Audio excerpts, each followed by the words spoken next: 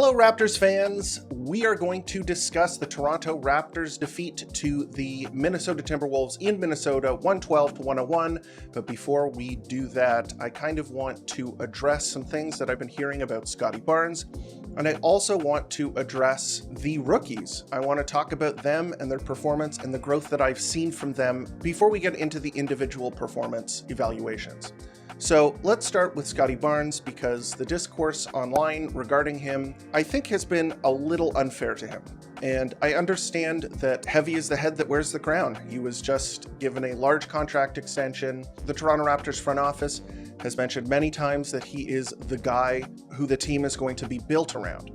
So on one hand, I do understand where the criticism is coming from, why people are criticizing. I also understand why people, when they watch the games, are thinking, well, why doesn't Scottie just sort of take over, put his foot on the gas pedal, go, try and just push the Raptors over the finish line? So let's talk about that. First of all, I think we need to look at the state of the roster. Scottie Barnes was not the only person who was signed to a contract extension this past offseason. Immanuel Quickley also signed a very large contract with the Toronto Raptors this offseason. He is being paid like a premier point guard.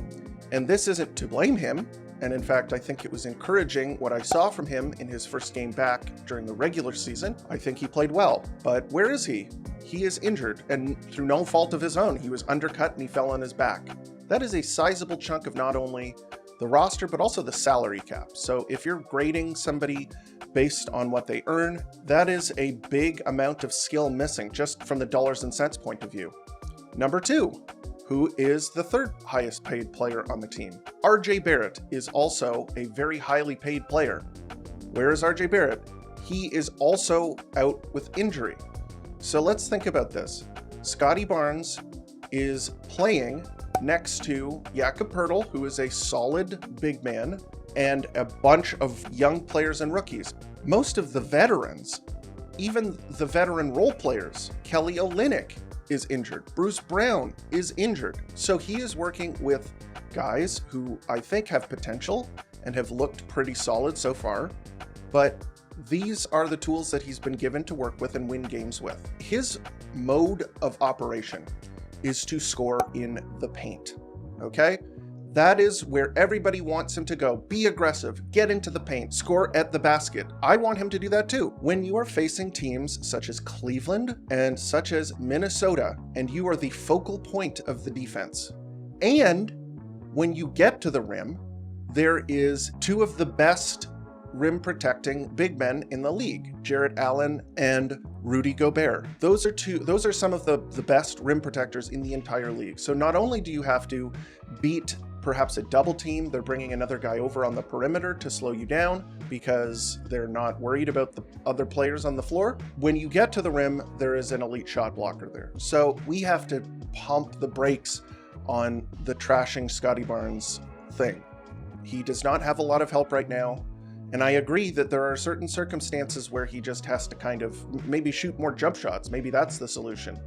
But if you're saying, we'll just get inside and score, just understand kind of what's happening. And I don't want to make too many excuses. If RJ Barrett and Immanuel Quickley come back and Scottie Barnes is still not playing aggressively and still not doing things that we expect from him, then we can have some fair criticism. So that's about Scottie Barnes.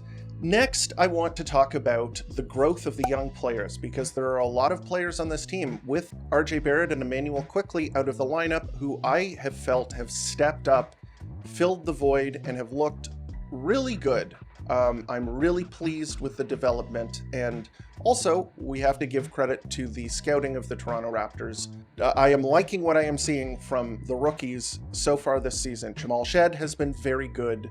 Jonathan Mogbo has been good, and Jamison Battle has provided the team with a spark off of the bench. Kudos to those players, and kudos to the Raptors for scouting, bringing them in, and also kudos to the Toronto Raptors coaching staff, because it feels like under the Darko regime, and you can tell that why he has the reputation that he does, which is that he brings guys along. Because Grady Dick had such a fantastic game last night, the broadcast really went into detail on what they did to kind of help him come along, and they mentioned Ivo Simovic, who is Grady Dick's shooting coach / personal coach. And they discussed what he was doing with Grady Dick, which was helping his moves and his skill set get to the NBA level. And what we saw last season was a guy who clearly was not ready to start the season. His moves were too slow. He didn't look athletic enough. He wasn't shooting the ball very well. And when you see a performance like last night where he is challenging Rudy Gobert. So Grady Dick is a great example of someone that I think has grown from year to year. And also Ochai Agbaji. You can't forget where people were penciling him in the summer, myself included, but the dialogue surrounding Ochai Agbaji was the Raptors got scammed by Danny Ainge. The trade was no good. They gave up a first-round pick for this guy. He's not going to get any better, etc. And I fell into that camp. Unfortunately, I saw what he was doing in Summer League. I wasn't that impressed. Maybe I shouldn't put too much stock in Summer League. But seeing him perform and looking at what he's done in the preseason and during the regular season, yeah, there's a huge amount of growth there. So let's talk about the game last night. Last night's game was fine. I expected the Toronto Raptors to lose last night's game. In my last video, I said it was a scheduled loss, which is essentially when the circumstances surrounding the game that you're about to play are so bad that your chances of winning the game are extremely low. So they were on the road. Minnesota is a very good team. They're a very, very good team when they're playing in their building. The Toronto Raptors were on the second night of a back-to-back. They have a ton of injuries. There were very few avenues for the Toronto Raptors to win the game. And essentially what I said was that I just wanted to see them play hard and execute. And for the most part, they have. And they did a pretty good job keeping Minnesota honest. As Darko Rajakovic mentioned after the game, whenever Minnesota went on a run, the Raptors counterpunched. I think that they acquitted themselves well when faced with one of the best teams in the league. Another thing I want to talk about is the turnovers, because much has been made about how many turnovers the Toronto Raptors have committed this season, and it's obviously concerning. They had 20 turnovers last night compared to only 13 for the Minnesota Timberwolves, so they're turning the ball over a lot. And part of the reason for that is that the Toronto Raptors are trying to score with the pass. And what I mean by that is that right now, the talent level on the team with RJ Barrett and Emmanuel Quickley out of the lineup, they don't have the guns and the firepower to simply give the ball to somebody and have them cook and get them to score. What they need to do in order to get a scoring opportunity is create a possession where a person is in a position to score. So passing the ball to someone who is open under the basket, making a difficult pass, perhaps a cross-court pass to someone who is open in the corner, that sort of thing. That is how they are going to get high percentage shots against teams like the Minnesota Timberwolves and the Cleveland Cavaliers. You really do need to make adventurous passes that can result in turnovers. So if you see somebody like Jakob Poeltl doing a bounce pass through multiple defenders to try and get somebody a layup, it seems like a bad idea when you think about it in a vacuum. This is a pass that could easily be picked off, and it often does. So ditto Scottie Barnes trying to make a very, very difficult passes to players. Sometimes it is worth the risk to try and make a difficult pass if it will give you a scoring opportunity that you would not have gotten otherwise. When you are a high-powered offensive team and you have a lot of weapons, turnovers are less excusable because you could probably find a scoring opportunity that's maybe as good, maybe even better, without having to force a difficult pass like that. With the Toronto Raptors roster as it currently stands, I don't think that that is really an option for them. They have to try and make those passes, and it's hit and miss. I think that the Toronto Raptors, if they had just played safer, less high variance, less risky, they wouldn't have been in this game. I think that Minnesota would have completely stomped them. So you have to keep that in mind regarding the turnovers. With that out of the way, I think that we should talk about the players who played in the game. And we'll talk about Scottie Barnes first. I'll keep it brief because I've already kind of discussed him. He had 20 points on 19 shots. He was 1 for 4 from 3. He had 8 rebounds, 6 assists, 1 steal, 1 turnover. And as I mentioned, the game was not looking very good for him. He kind of scored quite a few times in the fourth quarter, which is admirable. I mean, I think that's a good thing, but it kind of turned his night around. It made the stat line look a little bit better. I would say that for the most part, this game wasn't a great one for Scottie, and I kind of explained why. Hopefully RJ quickly, those guys can come back and make his life a little bit easier on the offensive end. But yeah, I think it was a mediocre game from him. Next up, Jakob Poeltl. Jakob Poeltl really struggled to start the game in the first quarter. He did not play very well. He was struggling to score inside. He turned the ball over. They were scoring around him. But as the game went on, I think he took a bad night and turned it into an average-ish night. He ended with 8 points, 10 rebounds, 3 assists, a steal, a block, and only 2 turnovers. So he's seeming to get the turnover problem under control, which is a good sign. He was 4 for 9 from the field, which isn't great, but he was facing Rudy Gobert, who kind of eats other traditional bigs for breakfast if your name is not Nikola Jokic. And even then, you know, he's probably one of the best at guarding Nikola Jokic. So I thought he did an okay job. It wasn't that bad. Davion Mitchell, 0 points, 8 assists, 0 turnovers, 0 for 5 from the field, and played good defense. He was tasked partially guarding Anthony Edwards, Mike Conley as well. I thought he did a good job on defense. He has a very unusual skill set for a guard. Usually guards are kind of the opposite of him, where they're very good scorers and not very good defenders. He is a poor scorer who is a very good defender. And it's encouraging to see the assists that he had last night, but lead guard is not a role that I am particularly comfortable with him in. His skill set is not well suited to that role. If you're looking for a player who is going to put pressure on a defense and unlock the other players on your team, he's maybe not the guy that you want doing that. So I can say I need to see more from him in that department over and over and over again, every single game. What it comes down to is that eventually you have to stop saying that and you just have to say, well, this is what he is. He's in his 4th season. He is 26 years old. He's starting to settle into the player that he will be for the remainder of his career. There's less ceiling growth there. So I don't think it's fair to assume that he is going to be developing an amazing scoring package right now. You just have to kind of look at him and think about where you can put him to maximize his success. And clearly, being the starting point guard is not exactly where you would want to have a player with his skill set. I'm still encouraged and interested to see how he can contribute off of the bench playing next to Kelly Olynyk. I think that'll be an interesting experiment, but the Raptors really need Emmanuel Quickley back. So that's the long and short of it. Next up, Ochai Agbaji. Ochai Agbaji has been fantastic to start the season, but you can see why he was drafted in the lottery. He knows how to play the game. He is making winning plays. He's guarding other players. He's athletic, and he has really kind of come alive this season and done a very good job. And last night he did something that made me even more excited than all of that smart stuff that he's been doing, all the great cuts and stuff, and that is hitting corner threes. Ochai Agbaji went 3 for 5 from 3 last night, all of them corner threes. I said, could Agbaji become the Raptors' next corner 3-point merchant? Because if he can do that, he will be in the league for a very long time. And I think it is possible for him to do it. I think he has been a good corner 3-point shooter for his career. And he clearly brings the other elements that you expect from a wing, a defensive wing. And I think that he did a good job on Anthony Edwards. Anthony Edwards had 24 points. He's going to get his, but he did it on kind of middling to mediocre efficiency.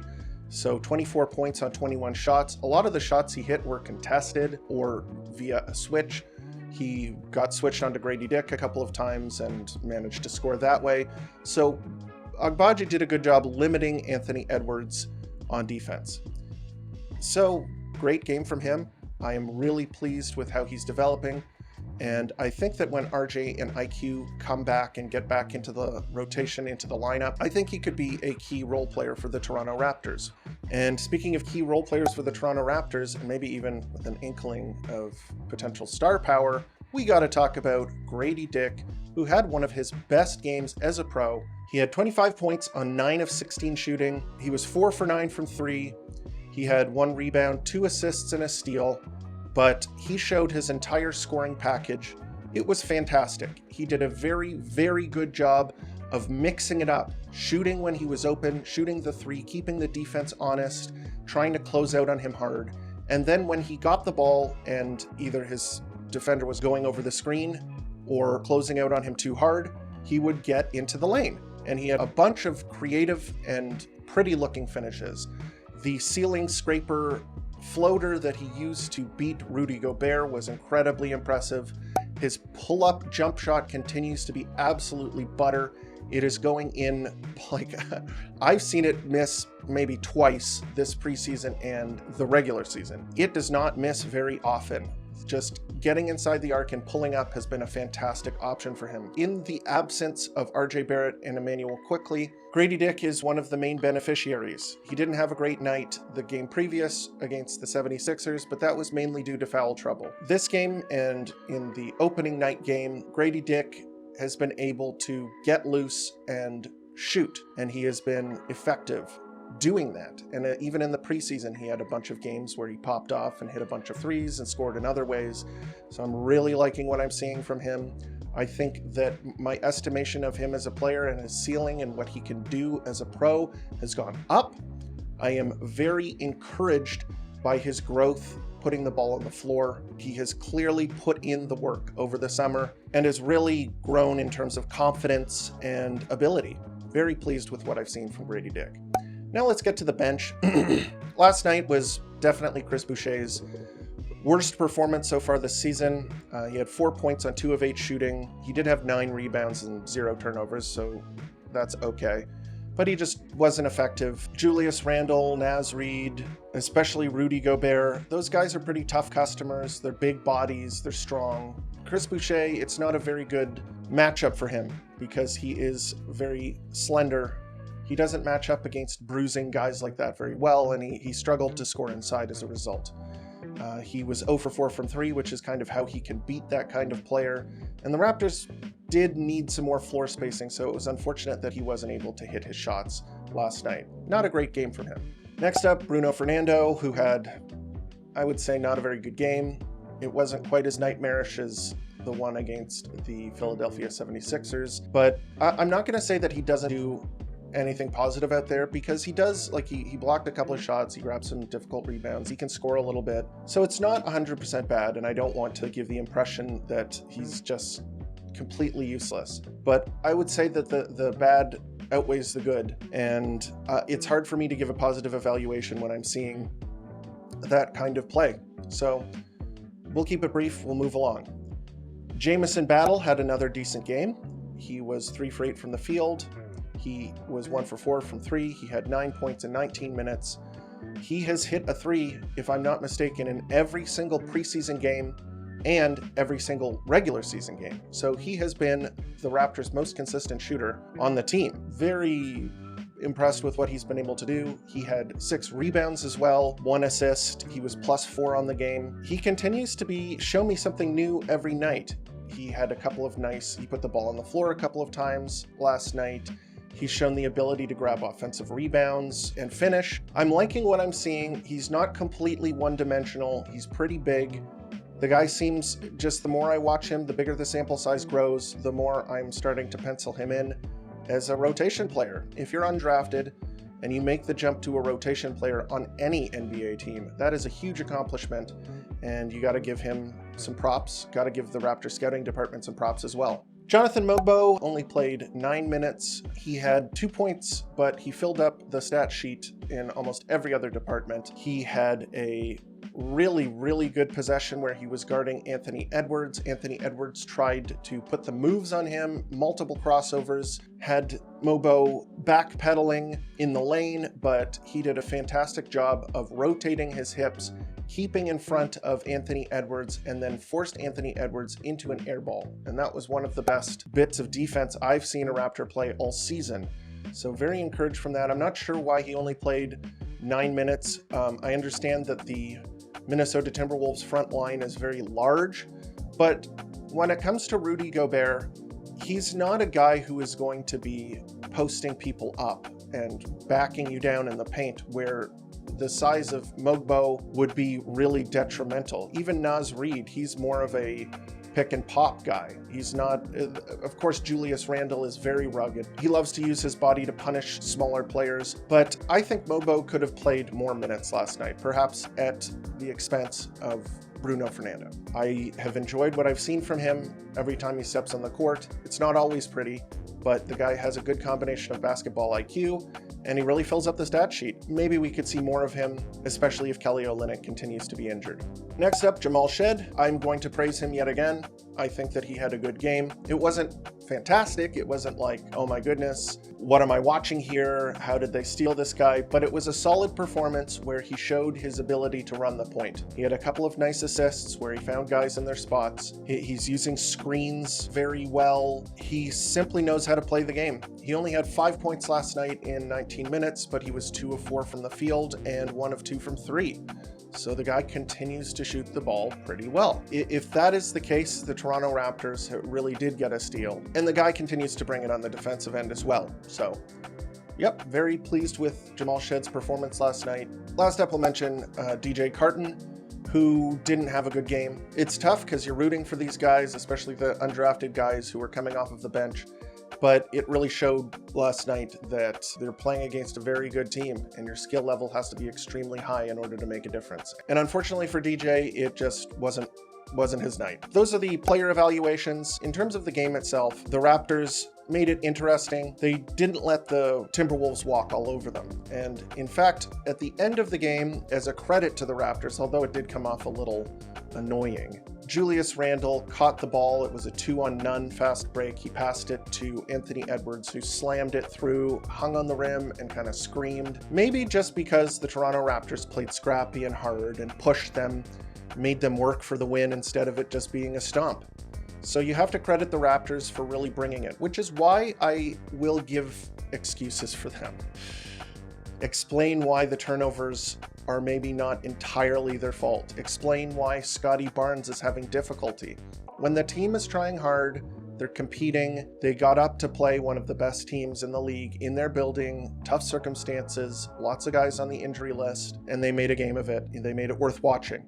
That's all you can ask for. So why am I making excuses for them? If they perform like this and they put in effort and they really try, I will defend this team. After the opening night fiasco where they got blown out, it was ugly in their building. They clearly did not have the right mentality. They weren't trying hard enough. That team doesn't deserve to be defended. They deserved all of the criticism that they got. But after tonight's loss, and also after Friday night's victory against the Philadelphia 76ers, you got to cut this team a bit of slack and maybe pump the brakes on the criticism a little bit. So next up, the Toronto Raptors play the Denver Nuggets in Toronto at 7:30 tomorrow. In what should be it's becoming more of an interesting game the more you watch the Nuggets and the more you watch them struggle. They have not looked good this season. The Westbrook addition to their team has kind of blown up in their faces, at least in the early parts of the season.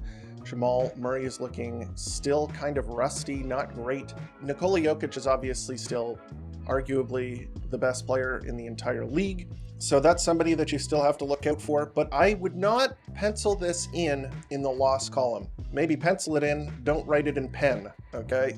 Before the season started, you would assume that this is the same Denver Nugget team that has been one of the top teams in the Western Conference. They're not looking too hot this season. Maybe the Raptors can surprise them at home. Who knows? But that game will be tomorrow at 7:30. Excited to watch that.